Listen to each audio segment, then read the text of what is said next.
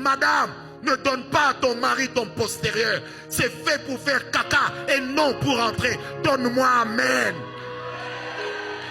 Vaut mieux un homme qui te dit je te quitte parce que tu ne veux pas me donner ça, plutôt que de rester dans un mariage dans lequel toi-même tu te poses la question, est-ce que ce que nous faisons m'amènera au ciel? Frère, peut-être que ton mariage ne va durer que 20 ans, 15 ans, 30 ans, mais là au ciel, nous y serons pour l'éternité. Même dans la sexualité, il existe des actes sexuels. Il existe des temps sexuels.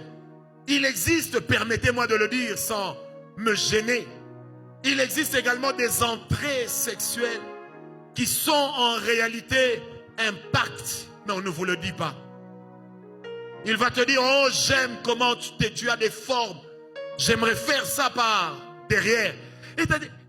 Et puis un autre pasteur va te dire, c'est quand même ton mari, accepte. Il est ton mari mais il n'est pas ton Dieu.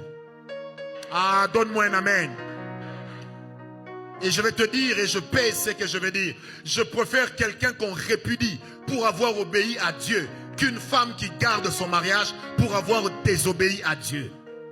Et peu importe la qualité de celui qui vous dit ce n'est pas un péché, qu'il commence d'abord par arracher les pages de sa Bible, qu'il commence par arracher Romains 1 à partir du verset 26, certaines positions sexuelles sont en réalité des cultes qu'on est en train de rendre à des divinités. Sont des invitations que l'on rend à des divinités. Frère, le Dieu de la Bible n'est pas bête. Ah non. Toutes nos passions ne sont pas forcément pures. Et ce n'est pas le mariage qui donne à de mauvaises passions une pureté qu'elles n'ont pas. Bien-aimé, Dieu n'a pas changé. Et les temps ne changent pas Dieu. C'est pourquoi il y a des gens ici qui ont l'habitude de dire, j'ai élevé des autels, comment Dieu ne fait pas? Tu continues à sortir avec le mari d'autrui et tu crois que Dieu, on l'achète avec de l'argent, foutaise. Mais moi j'ai prié, le prophète m'avait dit. Le prophète n'est pas Dieu, il n'est qu'un instrument. La parole de Dieu, on ne peut pas la détourner, on ne peut pas la contourner. C'est que la Bible a dit non, restera non jusqu'à la fin des temps. Donne-moi un amen.